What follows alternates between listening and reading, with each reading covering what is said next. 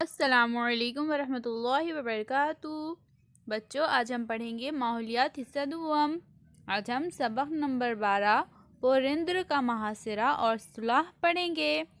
تو بچوں، اس سے پہلے کی ویڈیو میں ہم نے اس سبق کا ایک حصہ پڑھا تھا۔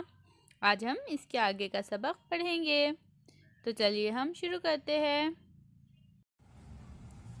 تو بچوں، آج ہم مرار بازی کی بے مثال بہادری پڑھیں گے۔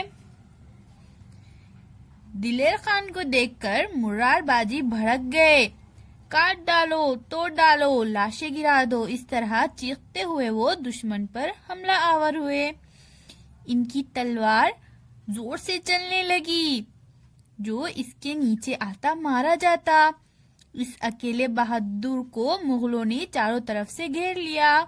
اتنے میں دلیر خان ہودے سے چیختے ہوئے بولے، ٹھہرو۔ مغل ٹھہر گئے، لمحہ بھر کے لیے پیچھے ہٹے۔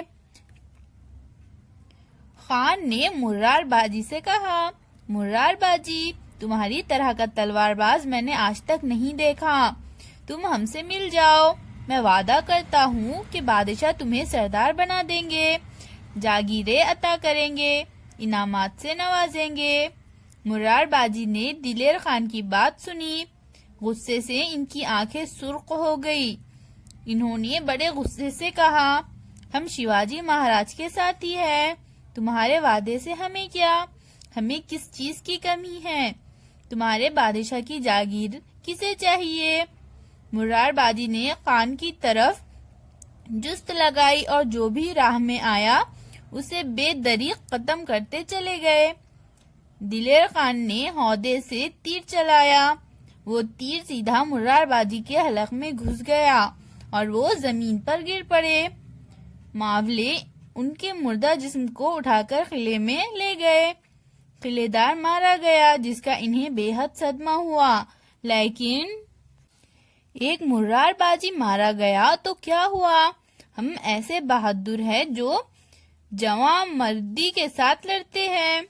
یہ کہہ کر وہ ڈگمگائے بغیر دوبارہ لڑنے لگے۔ اس خبر کے ملنے پر شیواجی بہت دکھی ہوئے۔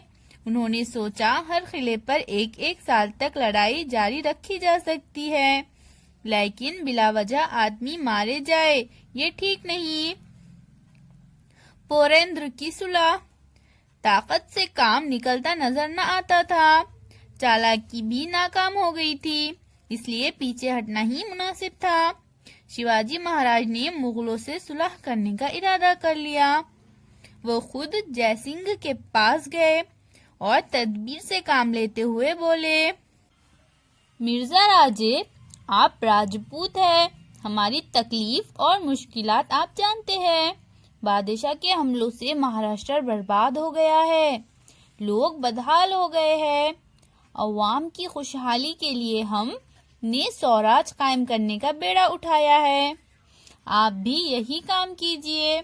میں اور میرے ماولے ساتھی آپ کا ساتھ دیں گے۔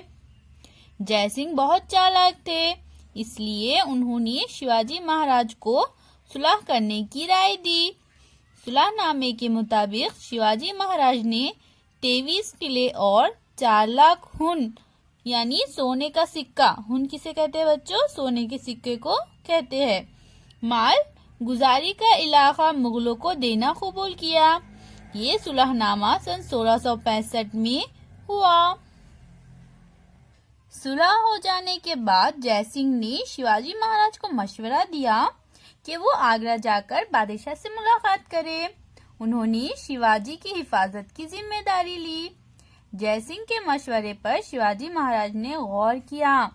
بادشاہ کا کیا بھروسہ، انہوں نے اپنے بھائی کو بھی نہیں بخشا تھا، یہ بات شیواجی مہاراج جانتے تھے۔ پھر بھی اس کام کو بڑی ہوشیاری کے ساتھ انجام دینے کے بارے میں انہوں نے سوچا۔ انہوں نے جے سنگھ کو بتا دیا کہ وہ بادشاہ سے ملنے آگرہ جانے کے لیے تیار ہے۔